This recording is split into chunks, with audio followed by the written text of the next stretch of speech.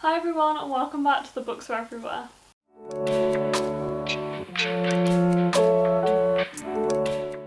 Today I am here with a different video, something I don't usually do. A kind of book review. I don't usually do these because I prefer to write them up and I post them on my blog, but this one just has way too much to cover in a blog post. I will warn you, this is going to be a very, very ranty review. This is probably the worst book I've ever read, and that is why I have so much to say about it. And this is a review for Life and Death, the Twilight 10-year anniversary story, which was a pile of crap. I have so many complaints about this book. It is unreal. I only really read it because I bought it for like £3 years ago in, I think, 2015 when it came out, and I've not wanted to read it since because I knew it would be so awful.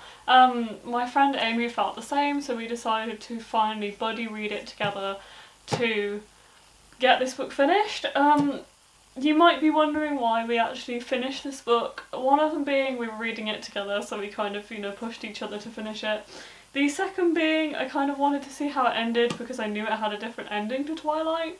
And the third being, as Amy always kept saying to me, we can't let Stephanie Meyer beat us with this book. So we did push through and read it. I wouldn't say I found this book particularly hard to read in the fact that it was some easy writing. Like, the writing's quite bad, so it's quite easy to read. It's like reading fan fiction. It doesn't mean that it's enjoyable at all, but I did find it quite easy to read, so it didn't take me very long to get through each day. We read it over like 2 weeks, and feels like it's been the longest 2 weeks of my life. This book was just really bad from the outset, really.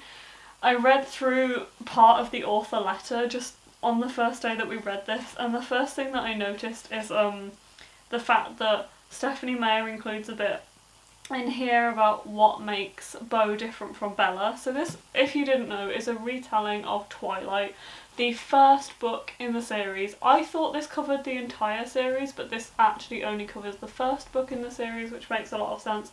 Thank God she hasn't written any more, with Beau's point of view. And the idea of this is that basically all of the characters have their genders swapped. So if they were female, they're male. If they were male, they're female. And that includes Bella and Edward, which are now Beau and Edythe. Honestly, the names in this book are insanely bad. There's a character called Royal. I can't remember enough about the original story of Twilight, and I only read it like once, so I don't actually know exactly who people are in terms of outside of the main characters. But yeah, there's a character called Royal, which is one of the Cullens. So yeah, this is just really bad. But the thing in the front explains why Beau might be a little bit different. So it says 5% of the changes I made were because Beau is a boy. 5% of the changes were because Beau's personality developed just slightly differently than Bella's. The biggest variations are that he is more OCD. And that is where I'm going to stop. Because there are so many problems with using the term OCD as an adjective. Like, using it as he is more OCD is just so problematic. It doesn't say, he has OCD or he suffers from OCD. This just made me really, really angry, and we hadn't even started reading the book yet because there is so many things wrong with this sentence. And this carried on kind of throughout the book. Basically, Beau constantly said at the start, oh, this is because of my OCD, or because I'm more OCD than Charlie is. Like, he would say, oh, the kitchen's cleaner when I clean it because I'm more OCD than him. It never actually said that he actually had OCD, or kind of what his OCD was for him. I found a lot of it very stereotypical, very much that it was focused on, like, cleanliness and lining things up and things like that. It was very stereotypical. It didn't feel very well researched. I don't have OCD myself, so yeah, I do feel like I am a bit not the kind of person to explain this, but it felt very, very off-putting for me. I just really didn't like how that was explained, and it just felt very problematic. Also, This is really funny because the first thing in the author letter says "I'm so sorry" in capital letters, which is a yeah. You should apologise, Stephanie Meyer. This was awful. Anyway, carrying on, I have an entire list on my phone of things that I'm going to go through and basically say that the problems that I found when I was going on. There is so many problems with this book. The first being the writing. Like, the writing is not good, and I wouldn't say that the writing in Twilight was good either, and that's probably why the writing in Life and Death isn't good. But this feels like fanfiction. I very quickly realised in this book that the scenes were exactly the same. Like, I didn't remember everything from Twilight, but as I was reading this, things would come back to me. I would be like, yeah, that happened in Twilight. Like, everything that happened in Twilight happened in this book. It's literally just the exact same plot. Like, I knew it was the same story, and I expected some things to be the same. I did not expect it to be the same word for word, and we will also carry on and talk about that later in this video. But I'm going to just like carry on with a few really specific things that really niggled me. One of the scenes was Beau taking drugs to put him to sleep. This was not really explored in much detail, but he basically couldn't sleep, so he just went to the medicine cabinet and was like, hey, sometimes I take drugs to put me to sleep. Like, that's fine, and I can't sleep, so I'm going to take drugs. That felt really problematic and not a good thing to include in the book, especially when the readers are tending to be younger and maybe like teenagers and impressionable, and that just felt really problematic. Another bit was that Jules, who is Jacob in female form, is like 14, 15 in this book. It was hard to figure out exactly what age she should be, but she was like 14 or 15, and Beau is like 17, and he was like describing her in a very kind of sexualized way and saying how pretty she was and things like this, and that just struck me as not so good, especially when she was maybe 14, so that was not great. Another very specific comment was that, and I don't even really feel comfortable saying this out loud, but she described somebody as doing something spastically. I don't even want to go into how problematic that is, but it just made me feel really uncomfortable. As I said, I feel really uncomfortable even saying it on this video, but that is just what it said in the book. I don't exactly know where it is in the book, so I'm not going to go through and find it right now, but basically she explained and said somebody like flicked through a book so quickly that it was like spastically. Which I'm just, not even going to go into because it just makes me really angry. The next thing is this whole sleepwatching thing. This really troubled me in Twilight, I will admit, but even more so in Life and Death. I mean, anything that was annoying in Twilight is 10 times more annoying in Life and Death because it's crap, and everything kind of stands out as being super problematic. But essentially the same as Edward did with Bella in Twilight, in this book, Edythe, who is the vampire, watches Beau, the human, sleep. Breaks into his house and watches him sleep. I don't even think I need to go into this in more detail for you to see why this is so wrong and why this is so weird. But yeah, so she just sits there and like watches him sleep, and then what baffles me even more is that when he finds out that she does this, he's just like, oh, that's so romantic. It's like, no, unless you're a couple and you sleep in the same bed, that is not okay. They were not together at that point. They barely knew each other at that point. You don't break into somebody's house and sit there watching them sleep. No. That's just weird. No.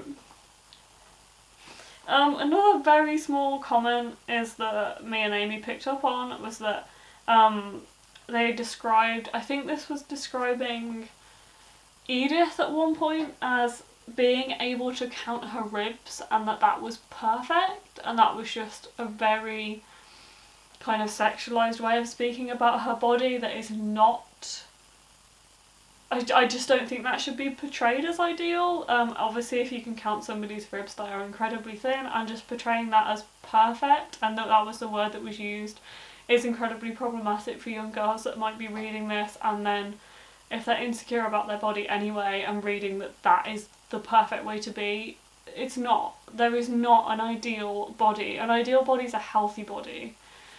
not somebody who's so thin that you can count your ribs. And I hate the idea of, obviously this is something that is a wider issue in the media, but just the fact that you would be able to count somebody's ribs and think that is perfect just feels so wrong to me.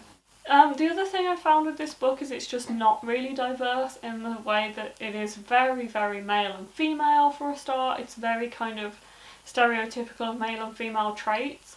And it's also very kind of not diverse. Like, there's some conversations that happen in this book and it's very centred around male and female relationships, like heterosexual relationships. And I know this is a story that was essentially written in 2005, and therefore it wouldn't have probably been as diverse, that wouldn't have been so expected, also like open in 2005, but also like there was an opportunity with this book to make it more diverse than it was 10 years previously. And that was not taken. There is some conversations in this book about how Charlie, who's Beau's dad, expects Beau to kind of find a girlfriend, or like they talk about girlfriends, and he is very much like, oh, have you got a girlfriend yet? And then when they talk about a relationship that he could have, it is always about girls. And it just feels like, no, like you don't say that anymore, you don't expect that. There's so many things, but yeah, this just really got on my nerves. I just didn't really like the fact that he didn't even, say somebody. It was very much like, no, you are expected to find a girl and a girlfriend, and that was kind of it. And that felt like it was not necessarily just something that Charlie expected of Beau, but it was very much throughout the book. Everybody was in heterosexual relationships and there was just nobody else that was anything different. I found personally that the relationship in this story was utter bullcrap for trying not to swear in this video, even though I really want to. Honestly, this relationship was complete insta-love. I know some people might be okay with that, but I just wasn't. It was very much these people did not know each other, they did not know anything about each other, they have hardly any conversations with each other or anything, and then all of a sudden they are utterly and completely devoted to each other and in love. This just felt not very well portrayed. I really didn't like the way that they talked about their relationship. I just think it's deeply unhealthy for kind of the expectations of a relationship, for it to be that you are devoted to each other, and also that comes all of a sudden, and also that you should spend every second of every day together. It really portrayed a very unhealthy relationship in my point of view. I just found that it was really difficult to believe that would be a thing, and also the fact that people should expect their relationships to, like, they have to spend every second of every day together and they can't even spend like a night or a couple of hours without each other. That just felt really, really wrong. I didn't enjoy that aspect of the book at all. I feel like I could probably get on board with Bella and Edward's relationship a little bit more, but I read that probably when I was in my teens, and obviously you are a little bit less educated. I was less educated when I read Twilight, and obviously I then could probably sympathise with them a little bit more, whereas in Life and Death it was just a bit like, no, this would just not happen, and also you should not, I don't think it's healthy to be in a relationship where they act like that around each other and they kind of watch each other sleep and, need to be around each other all the time, and I just don't feel like that's healthy and a healthy thing to portray to your readers. Another thing, and this really made me laugh when me and Amy were talking about it last night, so I'm gonna quote Amy on this.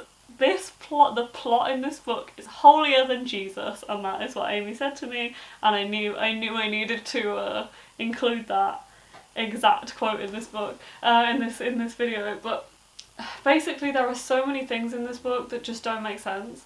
Basically the vampires are overpowered. They have these powers that they can make them see into the future, or make their hearing really, amplified, and their sight really amplified and things like that.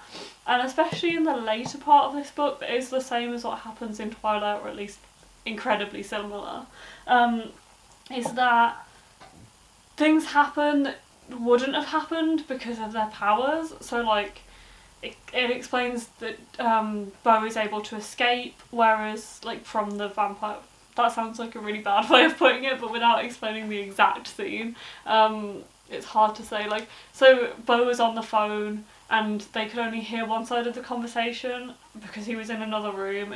It just feels like, no, for one, they would probably hear the other end of the phone because their hearing is that good, it probably would pick up the sound from the phone. And also the fact that Archie could see the future, he couldn't then see Beau's decision.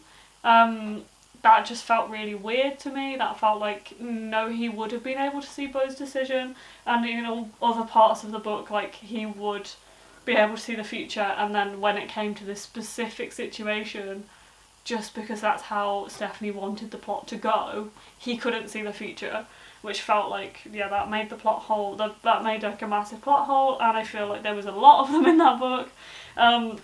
One thing I'm going to mention, which is mostly a joke, but this is what started off this list and the fact that I wanted to do this video at all, was that me and Amy, who read it together, sometimes we would read it together on the phone, and we found some absolutely really, really hilarious parts, and that's another reason why we carried on reading this book, because it was hilarious to read, was that at one point, quite early on in the story, Bella just randomly pushes over a tree. Like, this is not explained. I don't know if it's a show of strength. It really wasn't talked about in the book, really, at all. She just pushes over this tree. And I said on the phone to Amy, I was like, why is she pushing over this tree? It's unnecessary deforestation. And this made Amy laugh so much that I felt like I had to definitely include it in this video. And it's where I started my list from of things that I wanted to complain about and rant about in this book. It was just so random. Like, she just randomly went and pushed over a tree and it wasn't really explained why, so very weird, and one of the many weird things that happened in this book. So the last kind of thing I want to cover is how this book has been adapted from Twilight. So for one, something I want to explain is how the gender roles have been swapped, and this feels like it feels like Stephanie felt like she was doing something quite revolutionary with that, in portraying the female vampire rather than a male vampire, and that might portray, like, you wouldn't expect her to be so strong or whatever because she's a woman. It all feels like crap to me, but I think that's what she was kind of going for, was that the gender roles being changed is meant to be like a good thing, a revolutionary thing, and it actually came off really badly. I did actually find an article about this online, and I will link this in the comments because it's something that made me realise how bad this actually was, and this was in the Entertainment Weekly magazine, and it was Life and Death versus Twilight line comparisons. And this talked about how even though the genders have been swapped in this book, and it should be a good thing, it really plays to the stereotype still. In Twilight, Bella would talk about how attractive somebody is in like one line. In Life and Death, Beau will go on and on about it and really over-sexualise women, and unfortunately that's something that came off really badly. There's also some things about, like, if Bella was near to tears, Beau would then try and kind of repress his emotions, and that felt like a problematic thing. Obviously, men typically seem to repress their emotions and not cry so much, so that was really problematic. There was a million little things in this book that played off really badly like that, and just made it feel like it should be a good thing, but it really backfired, and that was a really bad thing. So that is one of the many things that were problematic. The last thing I'm going to cover, which is on a similar topic, is the fact that this is not an adaptation of Twilight. This is the same bloody book. This is awful. Basically, I was reading this and thinking, this feels incredibly similar. Like, this just feels like I'm rereading Twilight. The scenes are happening in the exact same order that I would expect them to, things like that. I just thought, hang on a minute, something doesn't feel quite right there. And then Amy realised, and she found, I don't know exactly where this is, but she found that one of the genders was wrong. Like, when Stephanie was meant to refer to somebody as she, they were referred to as he instead. And this kind of made us think, hang on a minute, is this just the same manuscript that's been adapted?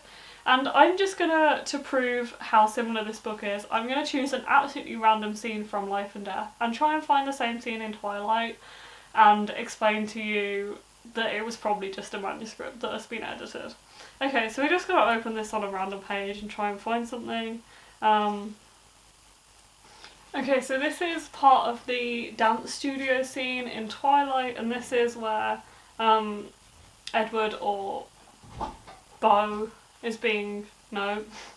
And this is where Bella or Beau are being tortured. So in Twilight this says, Alice, I breathed, astonished. Yes, your little friend. I was surprised to see her in the clearing, so I guess her coven ought to be able to derive some comfort from this experience. I get you, but they get her. The one victim who escaped me. Quite an honour, actually. And then in Life and Death it says, Archie, I breathed.